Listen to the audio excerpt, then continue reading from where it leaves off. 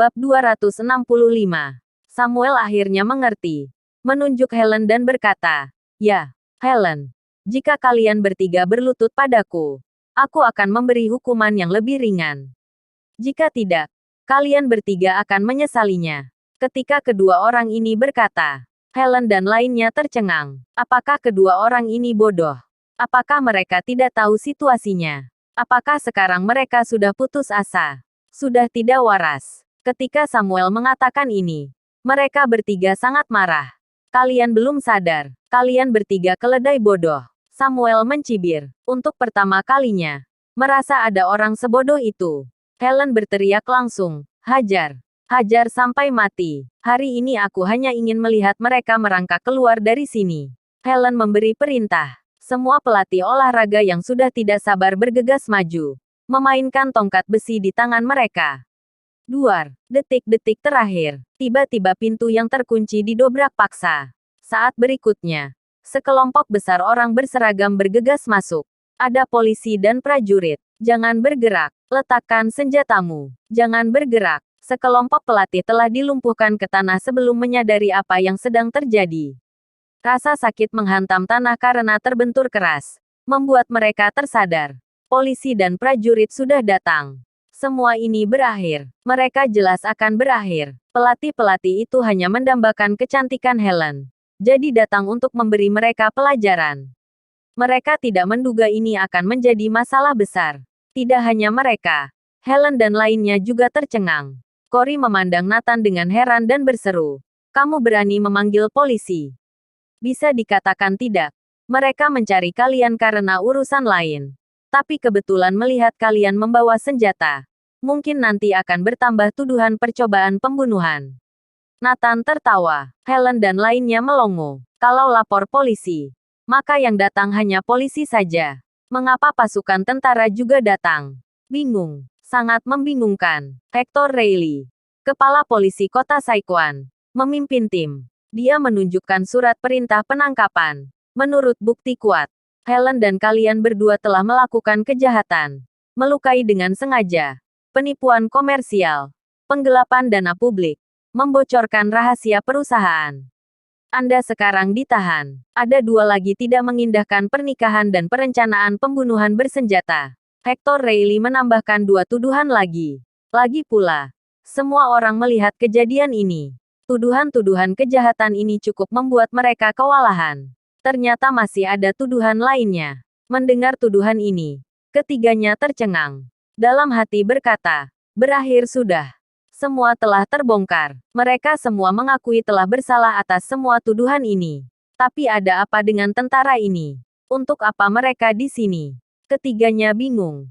Pada saat ini, pemimpin perwira perang dengan pangkat letnan datang ke Helen dan mereka berdua, menunjukkan dokumen dan berkata, "Aku Dorgues dari Departemen Politik Zona Perang Anhemia.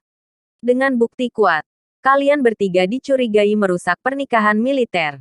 Departemen Pernikahan Militer mengeluarkan surat penangkapan kalian. Apa kalian keberatan? Apa? Merusak pernikahan militer?" Mata ketiga orang itu hampir mencuat keluar.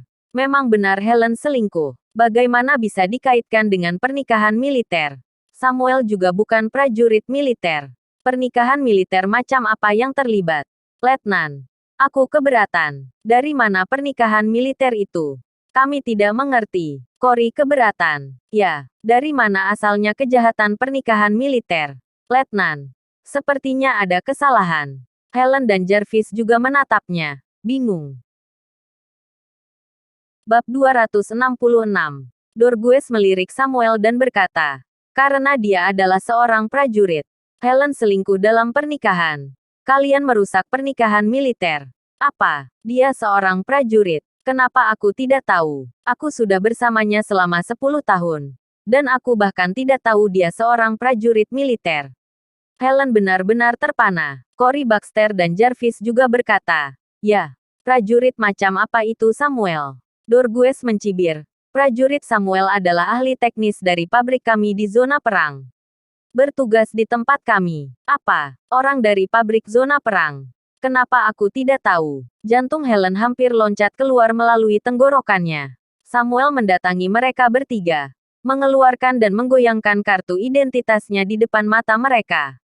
Mereka bertiga membuka mata lebar-lebar. Setelah melihat informasi dan cap dengan jelas, semua orang berkeringat dingin. Ternyata benar, Samuel benar-benar dari pabrik zona perang.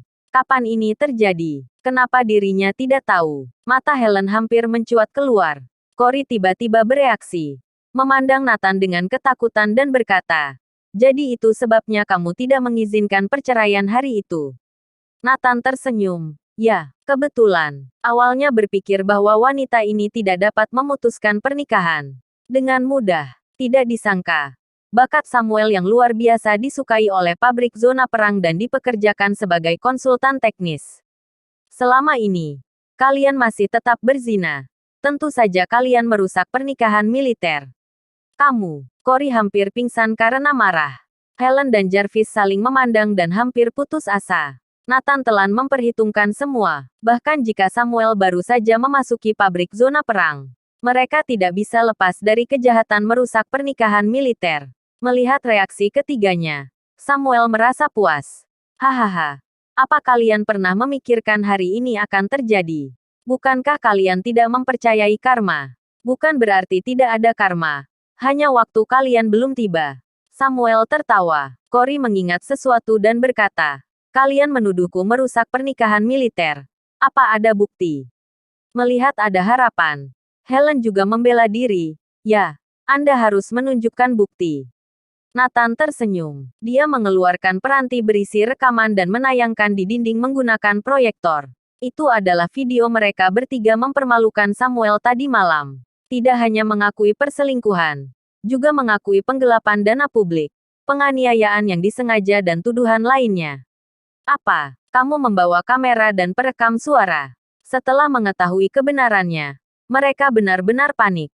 Tadi malam mereka sudah memeriksa apa ada orang lain yang merekam. Tak disangka Samuel lah yang merekam kejadian tersebut. Sekarang buktinya kuat. "Apalagi yang mau kalian katakan?" tanya Dorgues. Dia dan Hector Reilly saling memandang. Ketiga orang ini menakutkan. Kejahatan yang mereka lakukan walau tidak sampai mendapat hukuman mati, tetapi sangat mungkin mereka akan membusuk di penjara. Nathan mengibaskan tangannya. "Kalian keluar dulu. Ada yang ingin aku sampaikan pada mereka." Dorgues dan Hector Reilly keluar dan berjaga di luar pintu. Nathan memandang ketiganya dan tertawa. "Sudah kubilang, Samuel, mereka bertiga akan menyesal suatu hari nanti." "Apakah kamu puas sekarang?" "Puas. Semuanya karena kesalahan mereka sendiri." Samuel berteriak. Helen menangis karena cemas. "Buk." Dia berlutut di depan Samuel, memeluk kakinya dan menangis. "Samuel, maafkan aku sekali ini saja. Aku berjanji untuk menjadi istri dan ibu yang baik di masa depan. Aku berjanji untuk mematuhimu. Aku tidak akan pernah bermain-main lagi." "Ya, kami salah, Guru. Lepaskan kami. Kami salah. Kami tahu kami salah." Bersambung